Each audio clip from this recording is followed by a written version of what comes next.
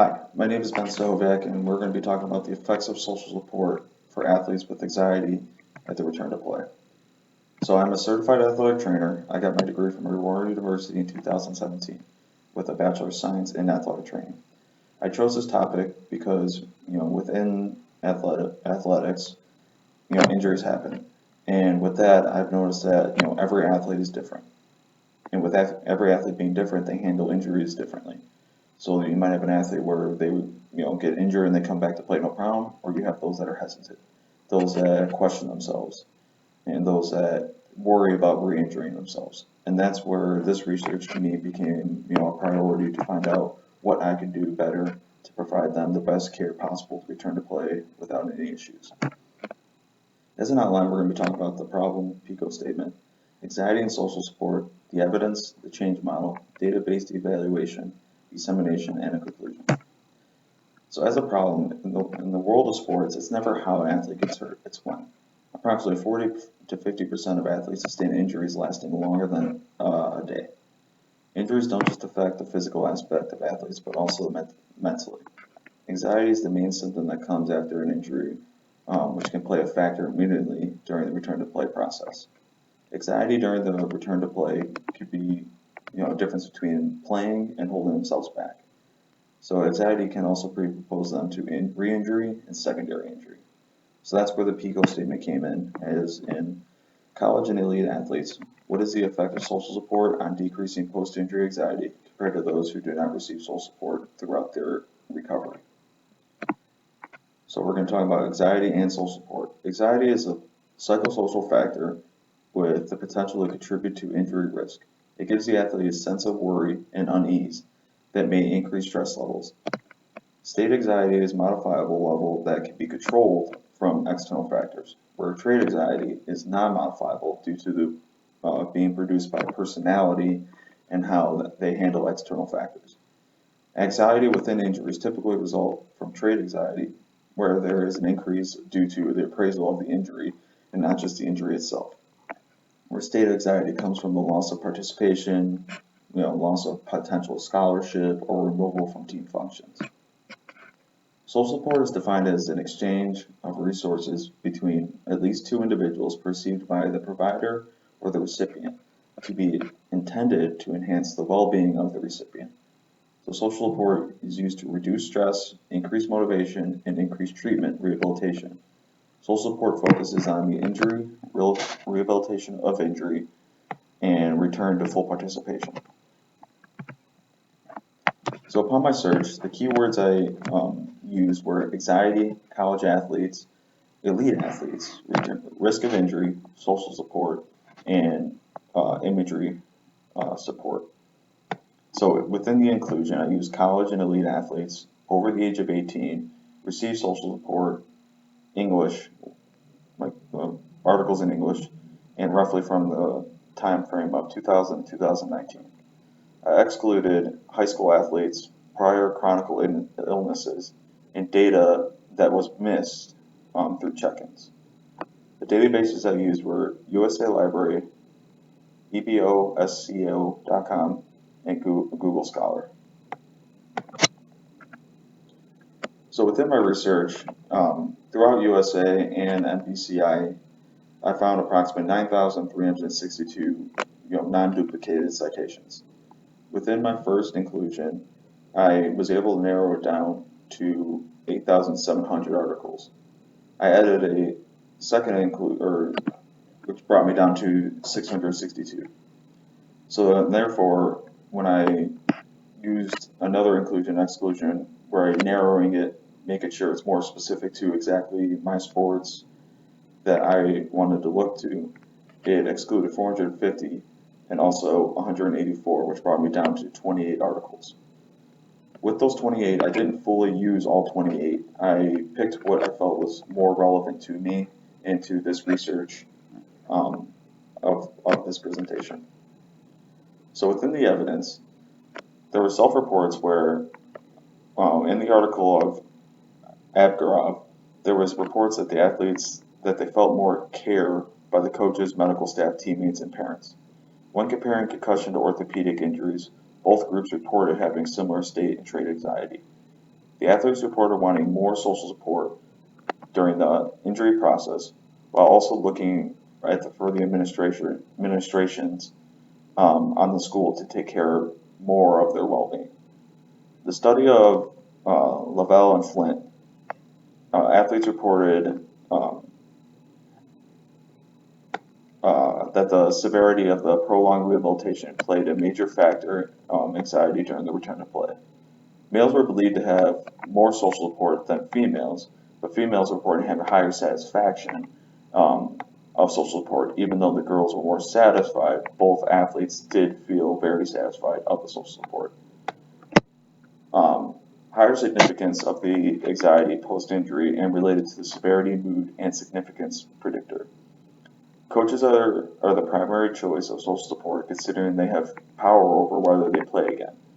While most athletes were very satisfied with the results, the social support showed a decrease in symptoms to return to play while giving high satisfaction to the athletic trainers. It was shown that there was positive results from social support because of communication. Orthopedic injuries had higher satisfaction while concussions had more significant support. The athletic trainer showed a primary role in social support when there was a lack of social support from the coaches. So social support alone did not significantly change the injury, but lowered the anxiety. So therefore, then social support from athletic trainers provided the most positive recovery in both mental and physical stages. So within the process changed, I used the Havelock change. I felt like this model produced the proper steps to isolate my goal and main objectives. So within the process, the first one was building a relationship. Havelock's idea is to state the relationship between the system that needs change. So referring to my PICO statement, the system that needed change was the type of rehabilitation the athlete received during post-injury. For diagnosis of the problem, this step was used for the individual evaluating the need for change to assess if there was any awareness for the change. So therefore, the athletes with the injuries are more than physical factors that can inhibit the athlete from returning to play. In that, psychological factors occur, such as anxiety, where most re-injuries occur. According to Gavason, athletes with trait anxiety caused factors such as loss of athleticism, pain, lack of social support, and fear of re-injury. There has also been an article review of this topic that has shown awareness of the topic. The third is acquiring relevant resources. This is the process of gathering as much evidence that is relevant to the situation as required as a change. In this process, I gathered information and I found roughly 16 articles that I felt was most relevant to my PICO statement.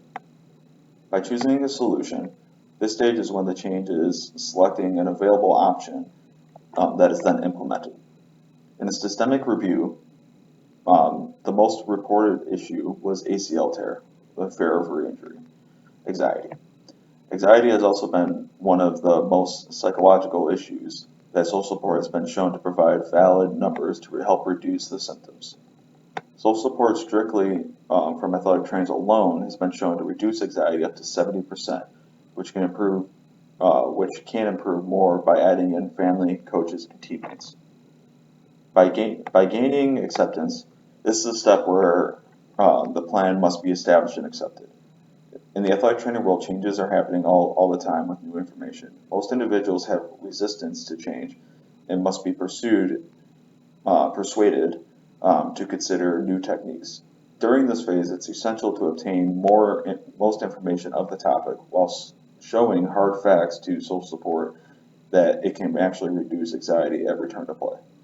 The most effective way, I believe, to help those accept the change is by providing results that there are less injuries due to this treatment process. The last step is stabilizing the innovation and generating self-renewal. At this point, the change has been accepted, and then we're monitoring it to ensure that it stays, successful. So within this, the results have selected a group to continue to provide treatment and monitoring the results. This may include being present during the rehabilitation to ensure that there is proper treatment being provided. This may take over a course of a few years until they have learned enough to continue the use of the change. And by monitoring them, once they feel confident enough, that's when you will consider letting them be off on their own to let the other athletic trainers be able to provide the same goals that you're trying to accomplish. So data-based evaluation. The outcome measure I used was a state trait anxiety inventory that consists of 40-item questionnaire that consists of 20 questions on trait anxiety and 20 questions on state anxiety. The second one I used was the 6-item social support questionnaire containing 2 parts. The first measures the number of resources of social support, while the second records the satisfaction of the social support received. The data analysis, the most effective one was t-test, which is used to determine the differences in anxiety levels and social support. The independent variables would be the injured groups, and the dependent variables would be the state and trait anxiety with the number of sources and satisfaction of the social support. In the dissemination, the most effective way to present the results would be at a convention full of athletic trainers, physical therapists, and doctors. The presentation would include a PowerPoint presentation that would include all of the research results and reason of change. PowerPoints have been shown to increase attention, help highlight the key factors, and learning through organizational lessons. This will help keep the attention of the stakeholders and bring their attention to the key points. The stakeholders